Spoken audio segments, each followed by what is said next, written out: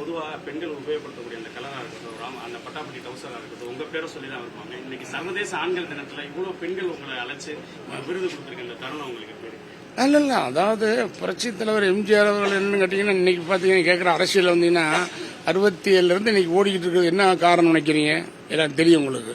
அவர் எப்படின்னா படத்துல பெண்களுக்கு முக்கியத்துவம் கொடுத்து எடுப்பார். யாரையும் வன்முறை காட்டியோ தலை தாழ்ந்து பேச மாட்டார்.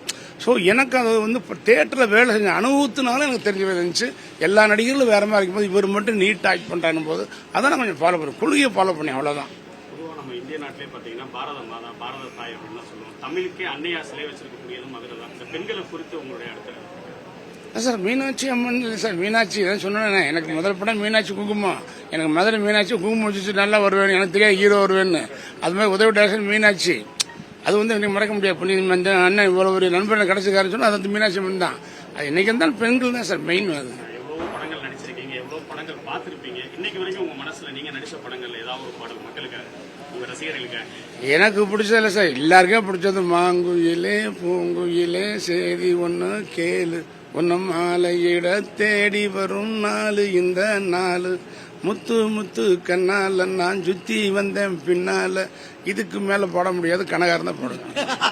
எவ்வளவோ நடிகர்கள் புதுசா வந்திருக்காங்க வட மாநிலங்கள் தென் மாநிலங்கள். இப்போ ரீசெண்டா பாத்தீங்கன்னா பேசு பொருளா இருக்கு நடிகை நயன்தாராவும் நடிகர் தனுஷ் சொல்றது. இது எப்படி பாக்குறீங்க சார்? அதாவது அதுவும் வந்துகிட்டு இருக்கு சார். அதெல்லாம் எதுக்கு சார் தேவையா சார்? நம்ம வேலையை பார்த்துட்டு போவோம். அதை போய் என் வாழ நோண்டிக்கிட்டு இருக்கணும். அவங்க பேசிக்கிறாங்க, சண்டை ரோட்ல எங்கேயும் சண்டை போடுறேன், நம்ம பார்த்துட்டு போவோம், ஏதோ போட்டு போறேன்னு போயிட்டு இருக்கிறோமா?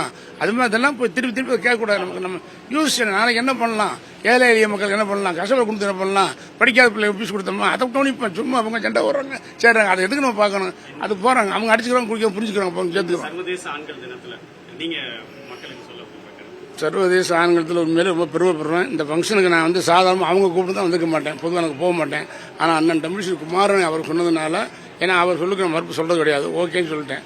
ஆனால் இன்னைக்கு ஆண்கள் தான் பெண்கள் விளையாடுறதுக்கு அந்த காலம் போய் இன்னைக்கு பெண்கள்லாம் சேர்ந்து ஒரு மென்டே ஆண்களுக்கு முக்கியத்துவம் கொடுத்துருன்னா அப்போ அவங்க நமக்கு மதிக்கிறாங்க, ஆண்களை மதிக்கிறாங்க. அப்போ ஆணும் பெண்ணும் சமம், பெண்களாலையும் முன்னேறி காட்ட முடியும்ன்றது ஒரு தான் அவங்களுடைய ஃபவுண்டர் ஆரம்பிச்சிருக்காங்க. அதை நான் பாராட்டாதே சொன்னேன். இது தமிழ்நாடுல இன்னைக்கு இங்கே மதுரை, மெட்ராஸ், சேலம் சொன்னாங்க. இன்னுமே சொன்னேன், இந்த மென்ஸ் டே நடத்துகிற இந்த உமன்ஸ் வெளிநாட்டுக்கும் போகக்கூடிய ஒரு வாய்ப்பு, வரக்கூடிய வாய்ப்பு ஆண்டு அமைச்சாருன்னு சொல்லிக்கிறாங்க. ரொம்ப சந்தோஷம் தான். மதுரை மக்கள்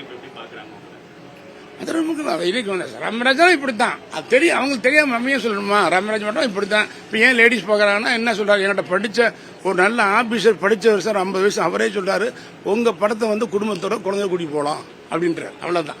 அப்ப பாக்கலாம், அதுதான், அதை நான் கெடுக்கூடாது இல்லையா? இப்ப நம்ம படத்துக்கு போனா குழந்தை கூட்டி போகலாம், எங்க பெண்கள் குடும்பத்தை பார்க்கலாம் சொல்லலாம், அதை நான் கெடுக்க மாட்டேன். அந்த மாதிரி நடிப்பேன். கொஞ்சம் டிஃபரன்ஸ் பண்ணா பண்ணிக்கிறோம், பண்ணாம முடியுமா? நம்ம செய்திகளை உடனுக்குடனும் துல்லியமாகவும் தெரிந்து கொள்ள சப்ஸ்கிரைப் பண்ணுங்க.